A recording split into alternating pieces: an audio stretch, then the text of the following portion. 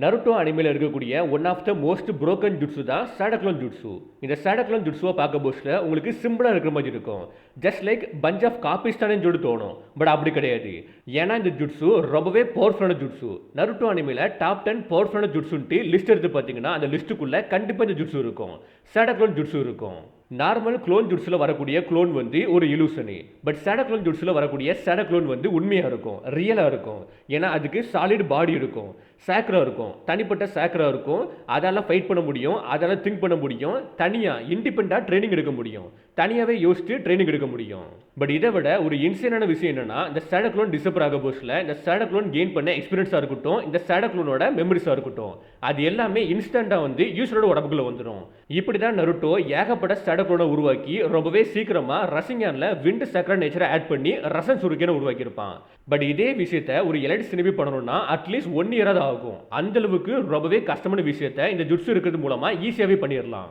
அப்போ உங்களுக்கு தோணும், ஃபர்ஸ்ட் இந்த ஜுட்ஸுவை லேர்ன் பண்ணிட்டு அதுக்கப்புறம் நருட்டோ வேர்ல்டில் ஏகப்பட்ட ஜுட்ஸு இருக்குது, ஏகப்பட்ட பவர்ஃபுல்லான ஜுட்ஸு இருக்குது. அது எல்லாத்தையுமே இந்த சேடக்லோன் ஜுட்ஸு மூலமாக ஈஸியாகவே சீக்கிரமாகவே லேர்ன் பண்ணிடலான்ட்டு. பட் அப்படி கிடையாது, அங்கே தான் ட்விஸ்ட் இருக்குது. ஏன்னா இந்த ஜுட்ஸு வந்து ஒரு ஃபர்பிடன் ஜுட்ஸு. எவ்வளோ பெரிய ஸ்கில்டு சினிபியாக இருந்தாலும், எவ்வளோ பெரிய எலைட் சினிபியாக இருந்தாலும் இந்த ஜுட்ஸுவை அசால்ட்டெல்லாம் யூஸ் பண்ண முடியாது. இந்த ஜுட்ஸுவை யூஸ் பண்ணணும்னா அந்த யூஸருக்கு அதிகமான சேக்ரா ரிசர்வ் தேவைப்படும், லைக் நருட்டோ கிட்ட இருக்க மாதிரி. ஏன்னு சொல்லிட்டு கேட்டிங்கன்னா, நார்மல் க்ளோன் ஜுட்ஸில் வந்து எந்த ஒரு சேக்ராவையும் ஷேர் பண்ண வேண்டிய அவசியம் கிடையாது, க்ளோனுக்கு ஷேர் பண்ண வேண்டிய அவசியம் கிடையாது. பட் சேடா க்ளோனில் வந்து உங்ககிட்ட இருக்கக்கூடிய சேக்ராவை ஷேர் பண்ண வேண்டிய இருக்கும். இப்போ என்கிட்ட இருந்து ஒரு க்ளோன் உருவாக்குதுன்னா என்னோட பாதி சேக்ரா அதுக்கிட்ட போகும், அப்புறம் இன்னொரு க்ளோன் உருவாக்குனா அதுக்கப்புறம் பாதி சேக்ரா டிவைட் ஆகும். இப்படி நான் எந்த அளவுக்கு க்ளோனை உருவாக்குறோனோ அந்த அளவுக்கு என்கிட்ட இருந்து சேக்ரா வந்து டிவைட் ஆகி வந்து ஒவ்வொரு க்ளோனுக்கு போயிட்டே இருக்கும். அதனால யூசருமே சீக்கிரமா டயர்ட் ஆகி இறக்கக்கூடிய சுச்சுவேஷனுக்கு போயிடுவாங்க. இந்த ஒரு ரீசன் கண்டு தான் சேடக்லோன் ஜுட்ஸுவை வந்து ஃபர்பிடன் ஜுட்ஸுவை அறிவிச்சிருக்காங்க. பட் இந்த சேடக்லோன் ஜுட்ஸுவை பொறுத்த வரைக்கும் பேட்டிலுக்கு ரொம்பவே யூஸ்ஃபுல்லாக இருக்கும். ஏன்னா இந்த ஜுட்ஸுவை யூஸ் பண்ணி ஆப்போனண்ட்டை அவுட் ஸ்மார்ட் பண்ணலாம்.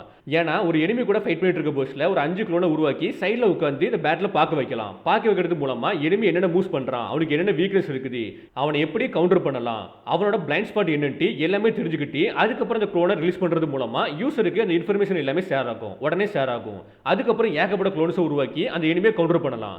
இப்படி இந்த சேடக்லோன் மூலமா ட்ரைனிங்கை ஹேக் பண்ணலாம், காம்பேக்டுக்காண்டி ஒரு மிகப்பெரிய ஆர்மியை உருவாக்கலாம். அந்த ஒவ்வொரு ஆர்மியை சேர்ந்த ஆட்களுக்குமே தனித்தனி பிரெயின் இருக்கும்.